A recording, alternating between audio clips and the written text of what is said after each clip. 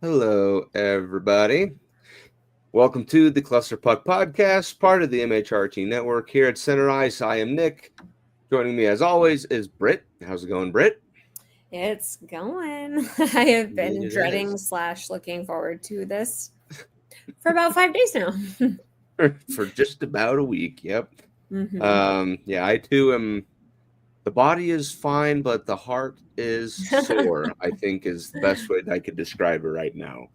And I think most people already know why, but if not, we're about to break some really crushing news for you here in about a second. So, but before we do that, don't forget everyone to like and subscribe, follow the MHRT network so you can get notified when shows like the Cluster Puck podcast go live. You may do so on the various social media platforms that you're choosing. And if you want to follow us, we ask that you do so at the Cluster Puck podcast on Facebook and at Cluster Puck Avs on Twitter, Instagram, and Threads.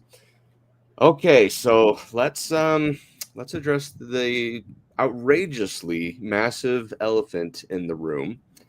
Yeah. And that is the Colorado Avalanche in a blockbuster midseason trade traded away Mikko Rantanen to the Carolina Hurricanes in exchange for a second-round pick, a fourth-round pick, Jack Drury, and Martin Necas. Technically, he was Blackhawk for a hot minute. And Carolina and the trade was facilitated through Chicago, and so Chicago retained 50% of Rantanen's salary and gave Taylor Hall to Carolina. Or a third round pick goes back to Chicago. Out of this entire Still haven't entirely registered that part yet. Yeah, out of this entire 3-team trade, Chicago is the one that got taken out behind the barn and shot. Like, that was... Someone's got some dirt on Davidson. Something like that. I don't know. But either way, that was the news that dropped, the bombshell on a Friday night last week. And Brit... That's the first issue. Friday night at, mid-dinner, I was working at the Musketeers game and getting ready to walk out on the ice with my mic and my people behind me. And I looked at my watch and I see Elliot Friedman tweet, Mikko Rantanen traded something, and I can't read the rest of it. Hey, bye, go do your thing. If there was ever a time that I was just going to go rogue and not do what I was supposed to do, my jaw literally dropped and I had to stumble through that whole thing. And then, it's still shocking, but I complain all the time about we're kind of boring, kind of lackluster. We don't do anything crazy. And then they just shoot you. I don't know. It's wild. It was a pretty fitful night that night, I will admit. Just the main reason why that's one of your Mount Rushmore. That's Mikko Rantanen that you traded away. You know, drafted? You drafted him. I thought he was going to be a lifelong Av. In fact, last week, the day before he gets traded, you and I were even chatting before and after the show, and I was like, yeah, I'm not concerned. It'll be kind of just like before, kind of like a land of thing where you get the extension made right then and there, blah, blah, blah, blah. I literally said that the day before. That I wasn't. And apparently, he and the rest of the team were just as surprised as us. Yeah, supposedly. That's kind of the whole big gray area right now as far as that trade is. Rantanen is saying it caught him by surprise, which I'm sure it did. And the reason I think that he just thought that they would pay him. That there was no chance and I think that I hope what I've decided comes down on the agent and that the agent didn't communicate well with him and clearly didn't read the room, that they were at the last of. I am thankful that the Avs moved quickly because they weren't going to have, this kind of ability to trade him any closer to the deadline. But I'm just praying that in the end, we'll just have to hate the agent and Leon Draisaitl for his contract. Because it sounds like it was squared away. They had one ready to be signed up until Draisaitl's contract probably was signed. Probably. And we'll talk about that in just a second. But going back to both camps, so they interviewed Chris McFarland and said, "Okay, you got to explain why the trade so sudden happened." And they said, "Listen, we were in negotiation talks, and from the Rantanen camp and between that and the Avalanche camp, a number just was not getting hit with no real budging on either way." And so they said they kind of using their little crystal ball just divinated that it's just not going to work out. Yeah. And so, like you said, they had to act fast, right? And that's what I can respect, that they set the budget at like McKinnon's was kind of like, you're not going to make more than McKinnon, but they were going to pay him 11.75. That's the highest paid winger in the league. And I can respect that they set it, and I don't want this team to be Toronto. Like, I don't want to be assessing him under the vision of knowing he, the $15 million goggles on. So I can respect the decision that they made, and I do appreciate that they acted faster instead of getting even less back. I've gone back and forth. Would you have rather they used him as an own rental? Well, so here's kind of what I was also thinking too, because so the way I'm kind of coping with it, I guess is one way to say it, is this.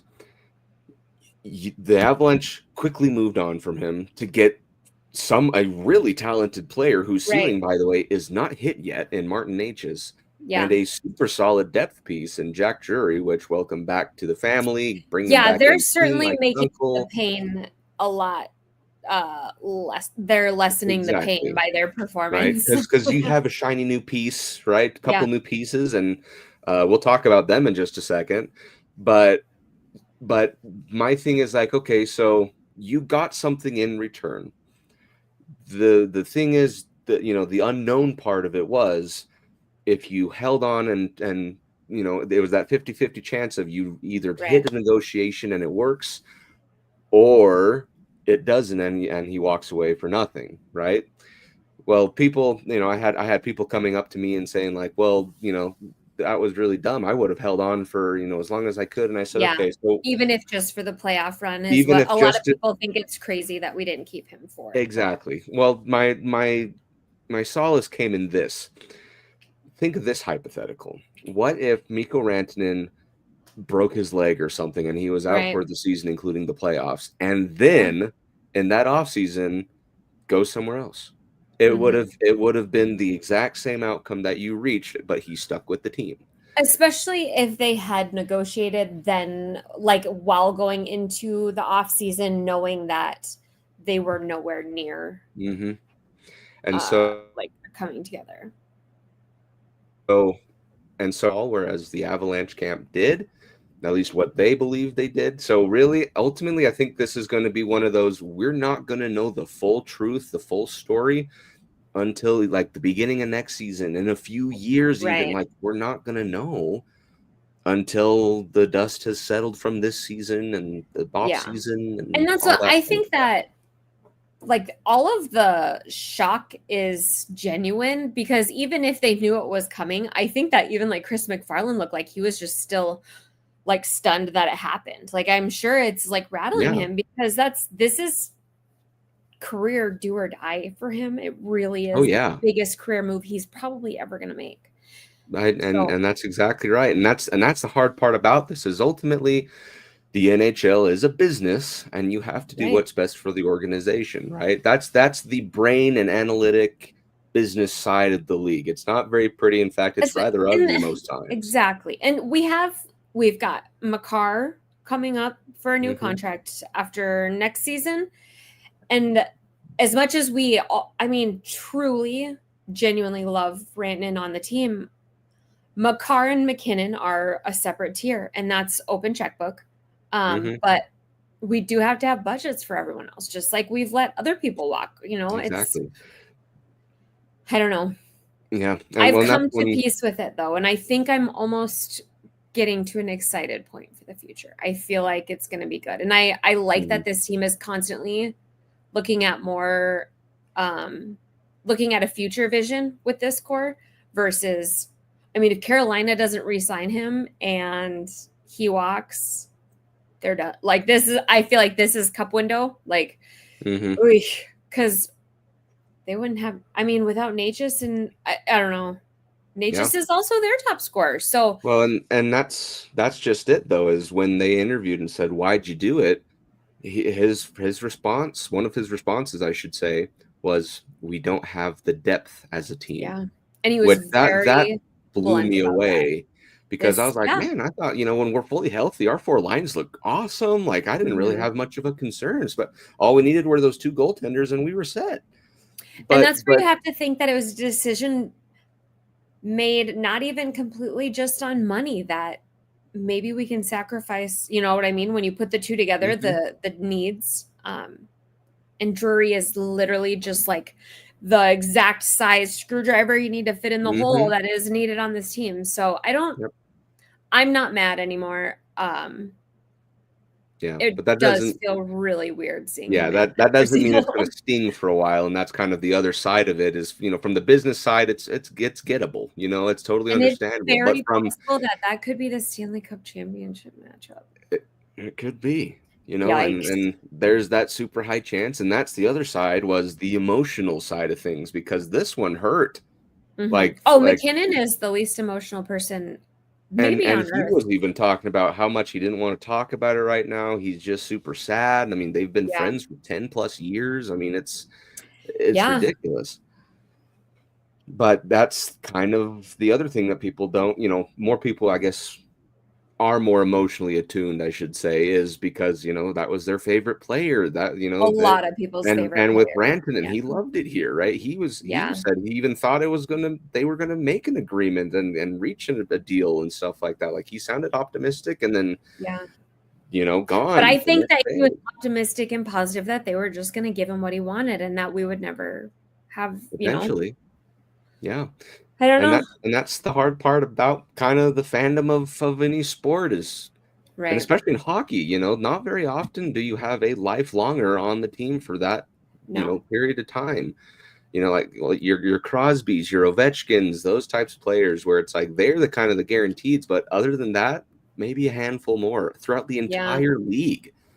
I mean, he'll probably still be on the Avs. He's pretty close to Avs Mount Rushmore still, even sure. he get a banner. So, I'm just hoping maybe he'll suck there and re-sign here next year. That's kind of the hope, to be honest with you. However, so let's go back to a couple of points here. The first one being how this whole thing really stemmed, and as far as the pay is concerned of that position. And then the other one, we'll talk about the returning players in Martin Natchez and Jack Drury. So going to this one first, in my opinion, this whole thing as far as pricing for your play, your standpoint, everything like that comes from the signing of Leon Draisaitl.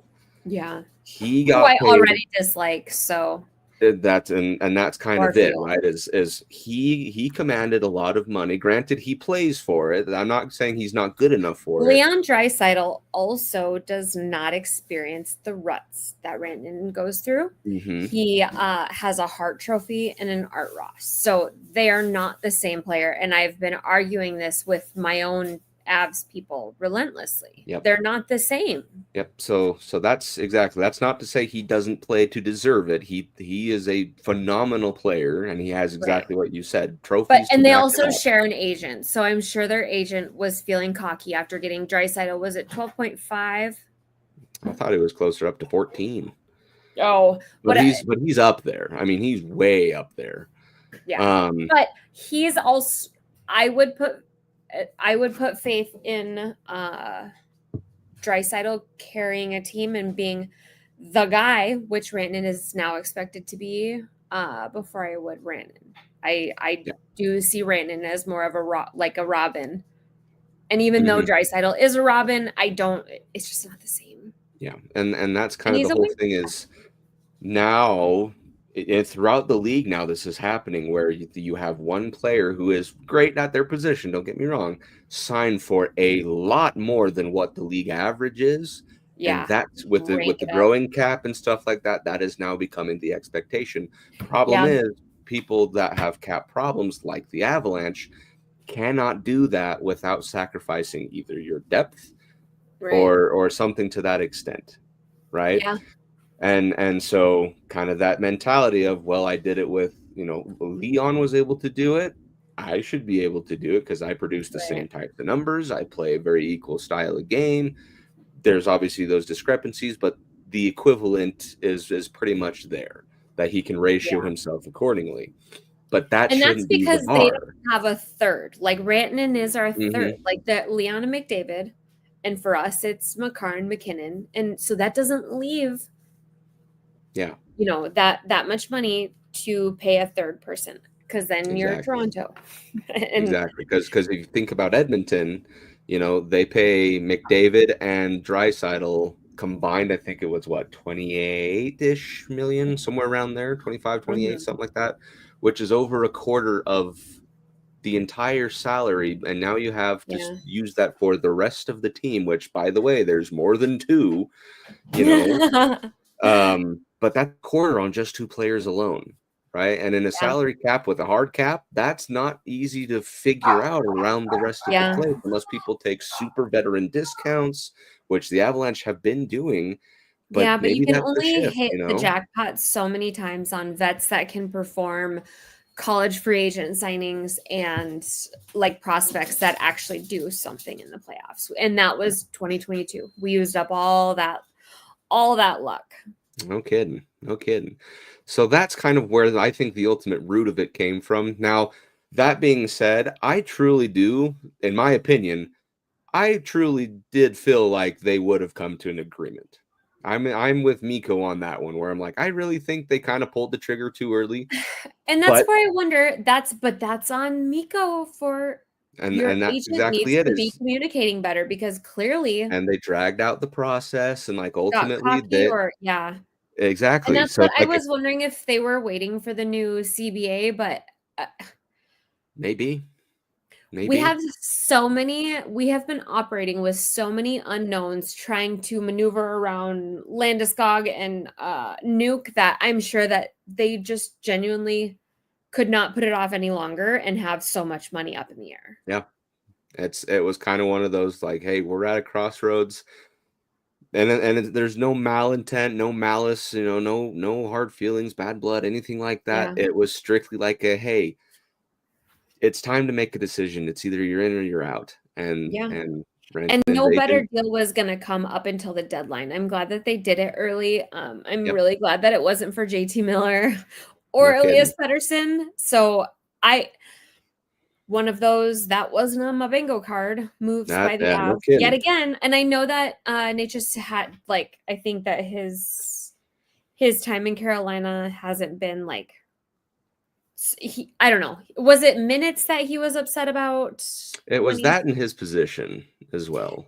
Okay. And that's what somebody said today, that he's wanted to like have more of like leadership role and kind of be the guy, but it sounds like Brind'Amour wasn't into him, but he did sign that bridge contract. So we got term, and that's what's so nice is Drury is maybe a little bit overpaid. He's 1.75.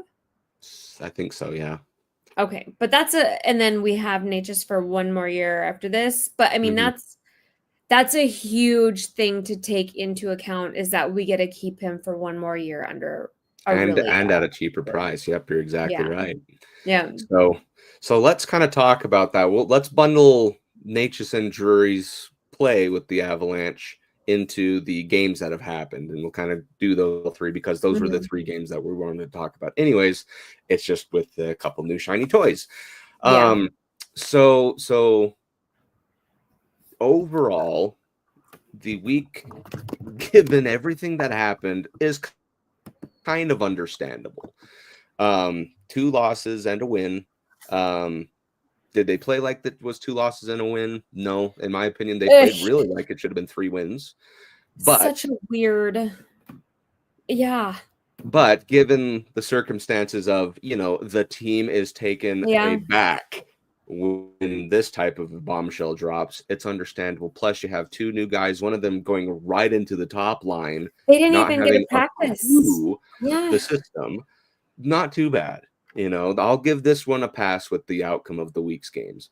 So the big kicker that I found is that it's not all bad news when it comes to this trade, right? You are getting a stupidly good player in Martin Necas and a super reliable player in Jack Drury, right? And it seems like Necas is, I keep coming back to, Rantanen is, everything that I say is never going to come back to Rantanen sucks, Rantanen's too slow, blah, blah, blah. But Necas' speed may very well be an even better fit. Like, I mean, he is so fast. I think he's top 5 for like 22 mile an hour plus something burst. Like that. I mean, he's one of the fastest players in the NHL. And you got to wonder if, in the end, if it could be an almost better fit if he's flying around there. And his name constantly discussed. I mean, he was all over the ice. There was never a time where I wondered where he. There's times where you'd get through a game and you would be like, "Oh, Rantanen's playing in this game," and that's just Rantanen. We've justified it for 10 years, but it just felt like Necas. And there's gonna be a honeymoon time, but he was flying, and it felt like he was way too easily fitting in for him not like had any practice. I can only imagine what it's going to be when they kind of get some chance to gel. When the gelling finally gels. No, you're right. And one thing I noticed as far as Necas' play in those 3 games is his zone entries. Because usually the way the Avalanche have always played is whenever they dump the puck, on the power play or anything in general, it's usually Nathan MacKinnon, aka the fastest guy on the team, that brings it into the zone, but everyone knows that, right? Yeah. The big thing with Necas is the guy is a machine when it comes to bringing the puck into the offensive zone. And his puck handling skills are so good, right? Like and he likes shooting the puck. He's not scared. He shoots without there was one where he tried to literally just put it like right through the goalie's body. He didn't even care if there was no spot. He shoots. He likes to kind of be that guy. So I quite like that. So again, he's having a career year right now, and now that he's got MacKinnon with him, the possibilities for what is going to happen with Martin Necas are endless. So let's think really far term here. Let's say the end of next season finishes and Necas gets extended with the Avalanche, right? He is younger, he is faster, and he could be just as talented as Mikko Rantanen. Now, that being said, like I said, or like you said, not dispelling Rantanen at all. I will always miss him. It has to always be assumed, like, exactly, right? This is nothing with Rantanen as far as, oh, he's nothing. You're exactly right. But assume this, though. If you can get that exact same caliber for cheaper and younger, I mean... And just maybe just appearing to be but more motivated. It just feels like we've spent a long time justifying Rantanen's slumps. I don't know. No, I keep going back and forth. I don't know if I'm trying to justify it in my head or if... No, I think overall, Rantanen is the bigger name, the heavier hitter, right? Well, and his defensive numbers, not great. Exactly, right? Necas is a full 200-foot player, where I would say Rantanen is more of like a 175, 160. You know what I mean? However, ultimately, though, Rantanen is, like I said, the overall better trade piece, but the potential for the Avalanche is super great. So that's with Martin Necas. So I think once he gets the system down, he'll start scoring. He's already got a bunch of assists in those games that we talked about. Yeah, every single person in the trade got a point against the Rangers within that weekend. That was so funny because Carolina. Isn't that crazy? Taylor Hall's like the not discussed part of this, but Taylor Hall got a point in the Carolina game too. So there was some. I can't remember how they worded it, but and the crazy part about this, though, we haven't even talked about Jack Drury, who I didn't know what to expect. He's already got 2 goals. It felt like that was a cap dump for an overpaid like grinder, but he's seems like he's going to turn out to be an asset down. I mean, he's a face-off specialist. I don't think he's done great since he came to us, but I mean, he works. He's had a lot of opportunities, and he's definitely not just a dump on us. It's definitely a roster player. He reminds me a lot of the Logan O'Connor, especially with his work ethic. Yeah. Just in the few games I've seen, he gives it his all, man. I mean, you've seen him where he's down in the dirty and in the slot, getting position, jostling with guys, and so he's like he's got the strength of Val, or excuse me, he's got the, what am I trying to say? He's got the speed but strength of Val, so he's not like the fastest guy out there, but he's still pretty quick. But he's got the work ethic of Logan O'Connor, and that's a pretty good little combination. Yeah. So so far he seems to know what he's doing and putting pucks on net. Yeah, and that's the thing. It's so far I'm liking what I see. Yeah, and it's, if they had come out and had an underwhelming performance, it's hard to say how I'd feel right now, but so far they've made it a lot easier to accept. No, yep, you're exactly right. So I'm excited to see kind of in this next few games what everything looks like when they finally got in practice. He's going to be at home finally for the first time, which I want to say actually right now Mikko Rantanen is playing his first game at home. Oh, I wanted to watch that. Yeah, I really haven't had much care for Carolina, but now I'm definitely going to be tuned into Carolina for the rest of the year. There you go. In fact, Hurricanes, as at the time of this recording, are winning the game against Chicago 3-2. One of those goals is Mikko's.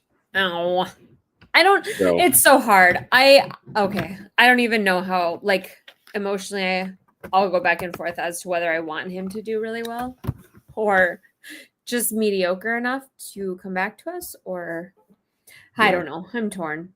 I don't hate him though. No. I mean, and that's the hard part. It's like with the Canes, they now have a lot of the players I like. So it's like the roster I love, but the rest I'm just, like it's hard. It's hard. But let's kind of dive, turn the key a little bit here and dive into those actual games. So we talked about obviously the new pieces. So therefore I'm giving this week a pass. However, that still doesn't excuse some of the frustrations that came throughout the game, particularly with Boston. You lose that game 3-1 because of 3 goals from Boston in the third period. Brit, it felt like this game was entirely Avalanche, despite them only being able to get 1 goal. But they controlled everything from puck possession to time on ice, or time in the zone, playoff or power play. I mean, I think they were like 2-1 on shots. I mean, it just was controlled like everything. A weekend of no puck luck. It felt like a black cloud. Well, there was one puck luck item, but that was for a different game. But as far as this one, it just it was those little lapses there in the third period, and that's all Boston needed, and they kind of stole one from you.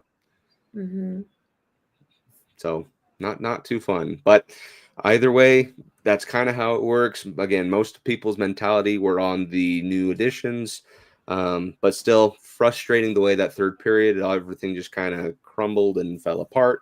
Yeah, it was just a bad look too. Just the wrong timing for that. Exactly. But the next game, you go down to Manhattan and you play against the New York Rangers, and you win this game because of a Cale Makar / oh my gosh, Arturi Lehkonen miracle in the dying seconds of the third period. And you win that game. So here's the big kicker, though, is you played the exact same way as you did in Boston, and you were getting the results you wanted. I know. Against a better goalie. Against a better team, better goalie, which I don't get it. However, the big kicker on that one, obviously, Jack Drury scoring a goal with his first with the Avs. Nate just played phenomenal despite not getting everywhere. a goal. Yeah, he was he was all firing. He hit over the the crossbar like place. 1,000 times, so he was close. That's I just don't understand why Rangers games versus the Avs are always just like Barn burners or close, incredible games. Yeah, they're always I don't great. know. Yeah, I don't Honestly, get it it seemed either. like it was nice. Duran had a great game. It really felt like everybody was over the shock. Yeah. I don't know. Seemingly. I think you're right. However, late in the game, we're talking 4 minutes or less than that, actually, talking like 2.5 minutes left. The Rangers get a power play. Now, keep in mind, the game is tied at this point.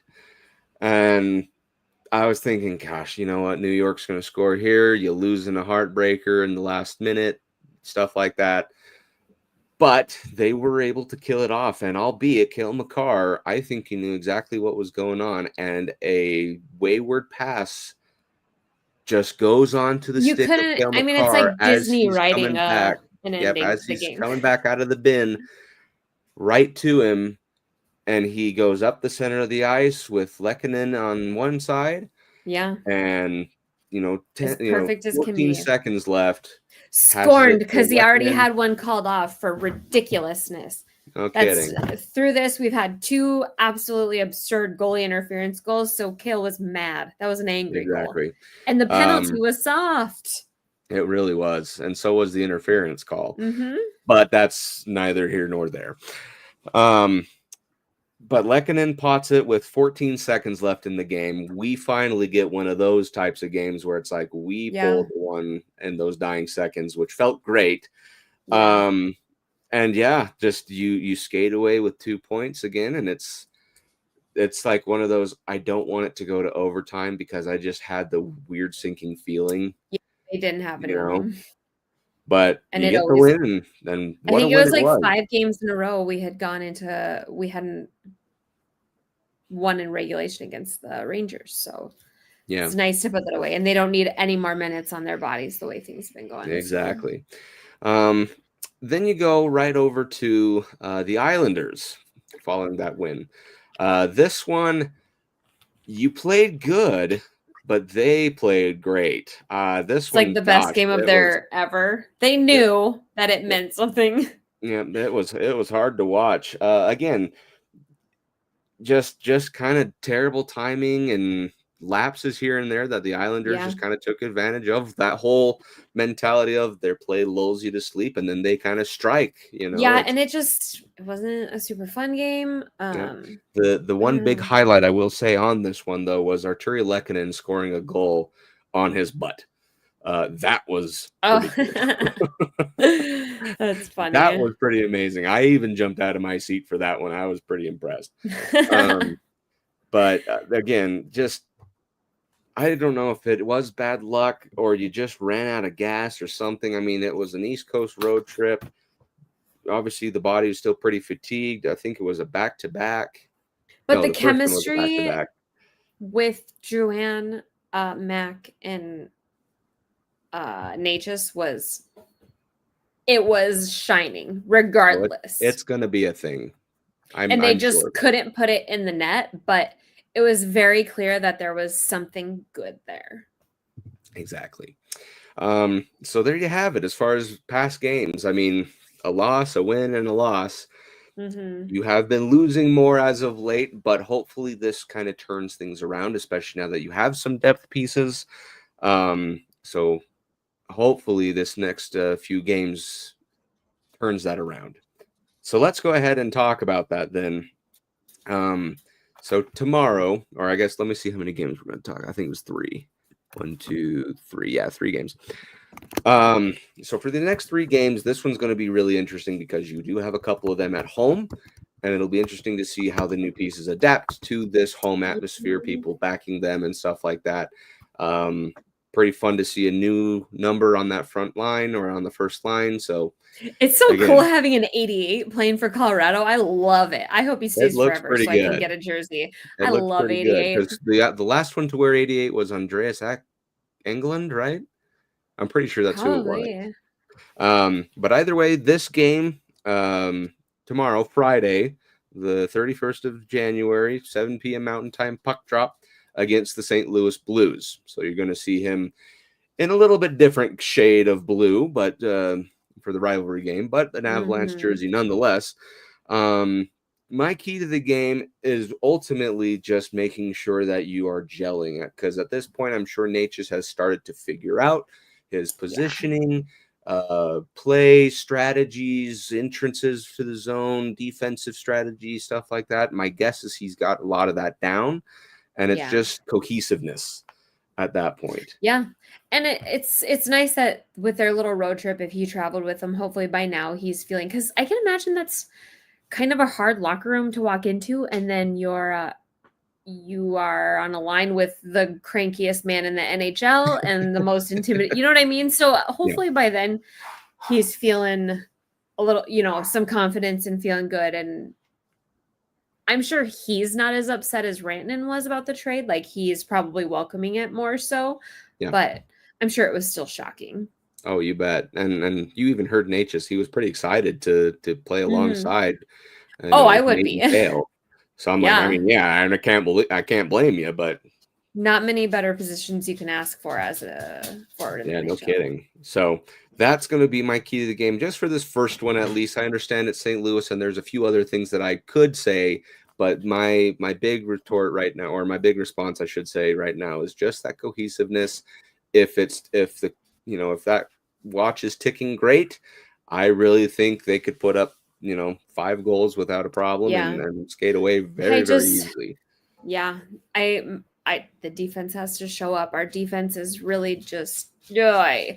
I'm curious to see what the lineups look like tomorrow for defense. Malinsky is just so bad. One of the positive things I forgot to mention earlier in the games is that if you looked at time on ice, our forward time on ice, they were almost all, they spread back out. You saw they were rolling 4 lines. Defense, not the same, but to see it on the forwards, it's really nice to see. I think Natchez's first game, he played like 24 minutes or something, and that was the most he had ever played in his NHL career. It's crazy. So it's nice, though, that we are able to get to a point with Drury and moving people down that they can roll 4 lines on forwards. But, man, the D is just, it's been brutal. So I don't know. We'll see who they're going to put in tomorrow for defense. Yep. So it should be a fun game, obviously, against Central Division rival. Big 4 points up on the board for grabs. This is one of those games that you need to win. Like, it's a must win. Just need to win. So that being said, that like I said, that's tomorrow, Friday. Next game is Sunday, February 2nd, 1 p.m. Mountain Time puck drop against the Philadelphia Flyers. So this one, again, going to be interesting. I think is this our first time seeing them? No, it's not. Is it not? Well, they're I thought it was, but now that I'm saying that, the less confident I am in it. No, it's not. This is the last of the 2 games. I don't remember. I mean, that just is kind of. It was probably a long time ago. Yep, they're just not really that. Back in November, we played and won 3-2. So. Okay. Boy, that feels like a while ago. Yeah, they're going through a weird thing. I feel like we're playing all of the train wreck teams in a row with Boston, Rangers. We got Vancouver. Who else we got? Which the Flyers aren't as big of a train wreck, but it's a weird group that we've been playing through this little 2-week span where everything is super unpredictable. You don't know who you're going to get with the Flyers. You're right. So my key to the game with the Flyers actually goes over to goaltending. Bit of a struggle as of late. I don't want to say that Blackwood or Wedgwood have taken steps back, but just whether they've been left out to dry, they were out of position, just kind of tack things. A combination. I'm just going to be like, hey, because they've let at least 3 goals in for the last, I think, 7-8 games. Yeah. And it's just, it's totally been a combination of really bad turnovers, little tiny doinks off of our own defenseman in front of the net, tips, and then just some not that great goals. Like, I mean, you can't control every single rebound. So, So that's what I'm going to give it to, just because on the other side, depending on who they are playing, we really could put up points. Right? Like 20 of them, really, at the way that their goaltending has been going this year. But also given their defensive fortitude, who's to say, this is another team where you're like, are you good? Right. Are you not? Like, I don't think anyone knows. They're losing to the Islanders right now, 2-0. Oh, there you go. In a second, so. But again, they're only 3 points out of a playoff spot, so they're also they're weird. This game's going to mean something to them, so not to shove that aside, but it's just a kind of wild card. Trying to figure out if they regret jump starting their rebuild when they weren't actually ready. I think. What I do have on my bingo card though is a John Tortorella meltdown on this game for some reason. So I love a John Tortorella. I'm just calling that out right now as a John Tortorella meltdown for something. I'll take it. I don't know what, but something. Hopefully it's like a nice long one, and then he'll get pissy afterwards. But if there's ever time for a nice healthy shutout, that would be it. Like I'd be really over the moon if it was against the Flyers. I don't have our guys. Have we gotten a shutout with them yet, or have they just? I don't think so. We've just kept it low. Okay. Just kept it low. Yeah. All right. Crazy. So that's the game against the Flyers, and then the last one that I wanted to talk about. You are then starting a 5-game road trip, kind of going up Cascadia in Canada. So you're going to go up Canucks, Flames, Oilers, Predators, Blues. So big old circle. Yeah. But this one we'll talk about is the Canucks. So that's the start of that 5-game stand or field or road trip. Tuesday, February 4th, 8 p.m. Mountain Time puck drop, again in Vancouver. Now here's the weird part. Is that there has been a little rumor, or not really rumor, but it seems to be true, a little thing spreading around the league that Vancouver can only win on Saturdays. So we should be in good standing because this game's on a Tuesday. They're so messy. We don't even know who's going to be in the team by the time we get to that game. They might not have one, the other, or either of their all-stars. So my key to the game is strike while the iron's hot. What I mean by that is right now there is some hot iron in that locker room between JT Miller and Elias Pettersson. Did you see Rutherford came out and their GM came out and said, yeah, there's a conflict and it's not solvable. Yeah. So with all that trouble and rumor swirling around, I mean, that's the time when you're like, hey, this is a dysfunctional team. Go in, get an easy win. Or my poor Hughes boy, he looks sadder than he looks his normal sadness. Have you seen him when he smiles? He looks like it's fake as all get out. I love him so much, but I always feel like I need a pat on the back, but I can't even imagine what he's going through trying to get those two big, huge man babies to get along. Mm-hmm. I don't want either one of them. I feel like that's why they haven't gone yet, is because they're both just. Ugh. Yeah, it's crazy, but yeah, that's kind of the key to the game, and that one is just come out hot. Is take advantage of that confusion. I mean, you saw what Boston did, and you saw what the Islanders did. Is with all this kind of. What am I going to say? A week of grieving, as it were, with Rantanen leaving and stuff like that. They kind of took advantage of us not mentally being there in third periods. Mm-hmm. So I kind of want to. Is Demko in there for them right now, or who's? It's just hard to know when Demko is injured or not. I don't know. Although I will say Kevin Lankinen has been performing pretty good. Yeah, he is. He is good. Very admirably. So there's always that to keep in mind. But yeah, sometimes that team is just firing on all cylinders. Other times they are just a dumpster fire floating down the river. Like I don't know who you're gonna get, but you got to be prepared for everything. But yeah, strike while the iron's hot. But that's kind of the weekly look ahead for these games. But then after that, like I said, you got the Flames, the Oilers, Predators, Blues, and again, road trip galore. But I think that should make for a pretty easy, I don't want to say easy, but nice March after the Four Nations face-off. I cannot believe it's going to be March already. That's so crazy. I know, that's crazy. You're going to get a pretty solid handful of home games in March. Well, all throughout until the end of the season, really. But there's a couple more things that I did want to bring up.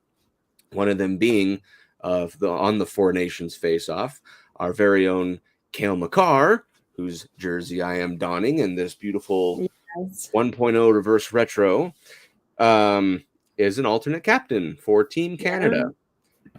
Just until Sidney Crosby retires, and then he will be the captain for everything else after that. Additionally, well, I had already planned on making this announcement as well, because I kind of knew it was going to happen, but he's no longer a member of the team. But I still think it's worthwhile mentioning that Mikko Rantanen is also an alternate captain for Team Finland.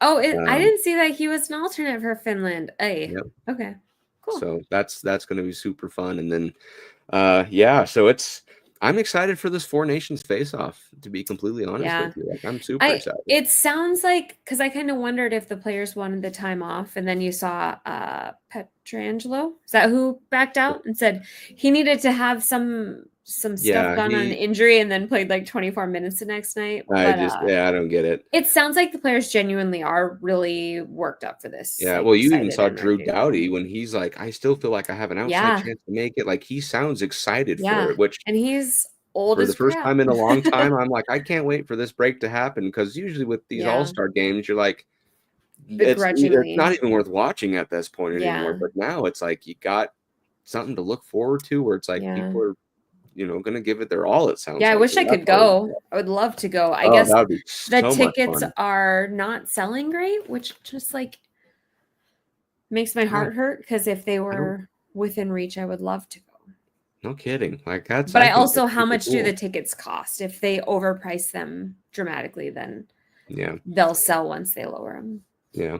And then last item of housekeeping before we go is comes from the other side of the Rockies, actually, in Utah, here in my state.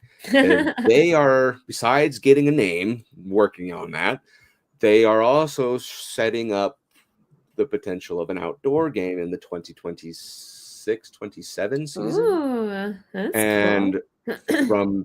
from what I've been hearing is they want to get it with Colorado. That would be so perfect. And that would be so perfect. I believe Utah would be the home team in this instance. Most likely, my guess, playing at Rice Eccles up in Salt Lake. Although Lavelle Edwards, just here in Provo, does have a higher capacity. So anyway, that's what I've heard. Is everyone's saying that they're trying to get that worked out potentially. Okay. So it's not set in stone, but that's what I've been told. That's super cool. I mean, that's like perfect for an outdoor game. How do you feel about Wasatcha? Or are they just trying to make sure that Mammoth wins? Wasatcha? You mean Wasatch? Wasatch. I can't even remember though. It's such a well, that was the weird thing is so we went to that game yesterday against Pittsburgh. Yeah, I was gonna say, and we voted naturally. And everyone in line is like, why Wasatch? Because unless you're from Utah, nobody has a clue what Wasatch is. I figured that they did that to make sure that Mammoth gets voted for. Well, here's actually the big kicker, though, is when we went and voted, they showed us. Yes, you got to see the designs. And so did they monitor your cell phone usage so that you couldn't? Well, you had to give them your cell phone so no pictures could be taken. So the best is just by word of mouth that you could portray. That's weird. But you got to see the vibe of each one. So here's the thing, though, is they put Wasatch there with a Yeti brand. So just not named Yeti, it would have been named Wasatch. But it was like they looked like because it essentially is also a mythical creature, right? Like it's Native American for a low ravine in a high place, right? Or like tops, the bottoms of mountains, basically, is kind of what a Wasatch was.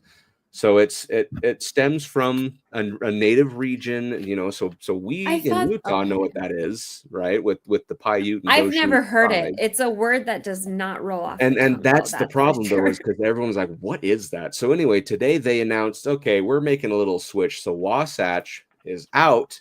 Oh, it is? Outlaws are in, because everyone was I asking, like what Outlaws. See, happened to I had Outlaw? heard that Outlaws had trademark issues.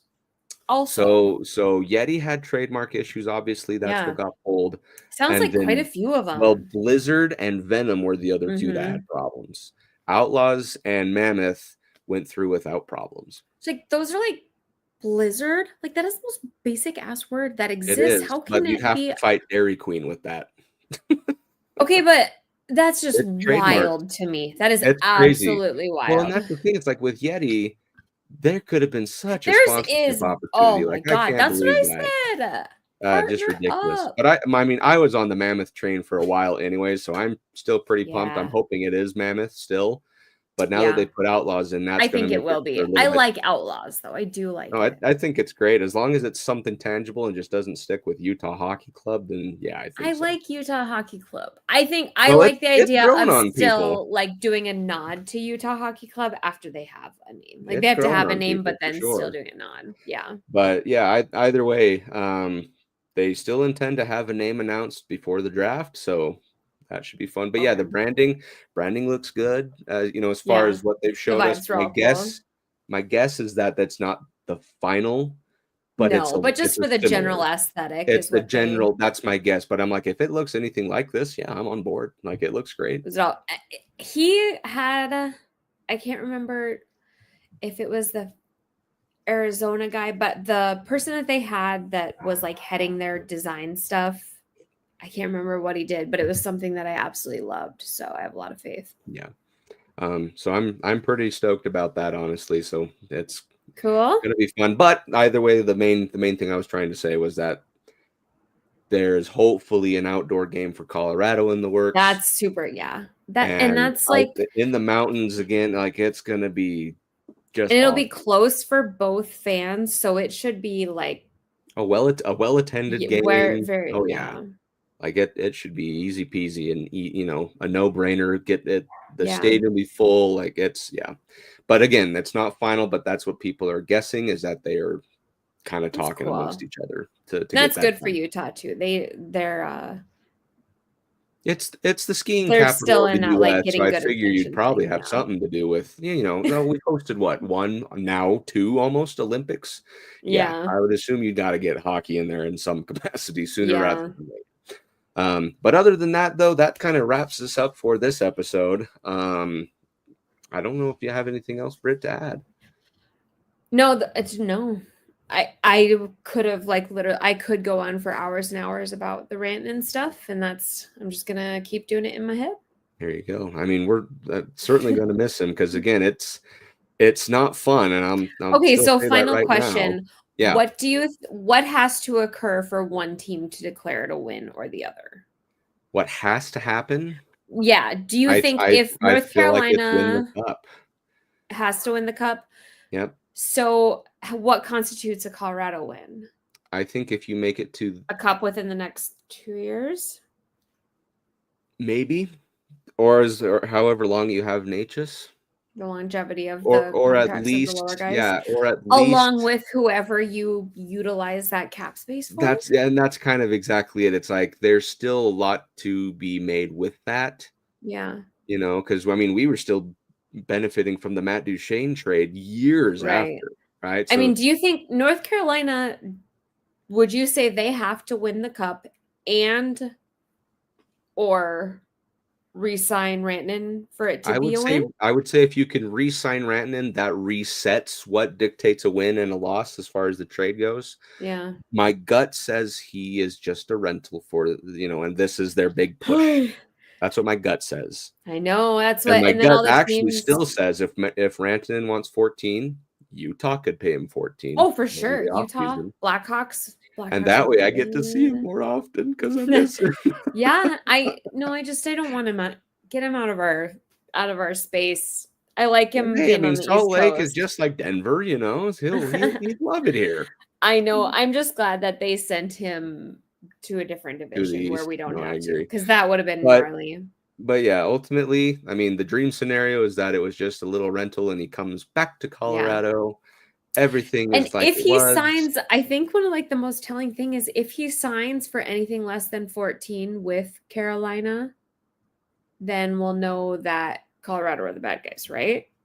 That's kind of where I've settled it, is that we're the jerks. Something like that. But again, they said it couldn't be more than 12.6 because of that McKinnon cap that they so-called put on. But I think 11.75 is what they offered. So if he takes that exactly, then yeah, I'm going to be pretty upset. Yeah, exactly. That's what I've been kind of thinking, is that. But if he gets like 13 or even 12.6 even, yeah, I would have been okay, you could have worked something out. The Avs have to have a budget. I mean, they do have to have a hard line, and I don't know. We'll see. Chris McFarland, he's either going to come out as like monumentally a genius or not be around in 2 years. So I don't know. Could be, but only time will tell. Okay, well, thank you everybody for joining us on this episode of the Cluster Puck Podcast, part of the MHRT Network.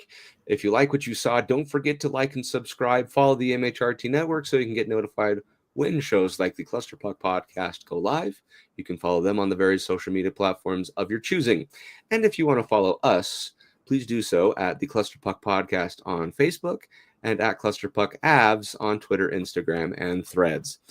With that being said, let's see some magic happen over these next few games. Let's get a win streak going. Let's see if Natchez can, gel right in, get a few goals, and see kind of where the trade takes us another week ahead. So have a good weekend, everyone. And as always, go Avs, go. Fast lane when I pass in the street, bag of money in the passenger seat. Tempo's been asking for me on the road from the west to the east. Way up, I might never come down, cause the coast's racking up the flight miles. So high, I might never come down, so what, this is my lifestyle.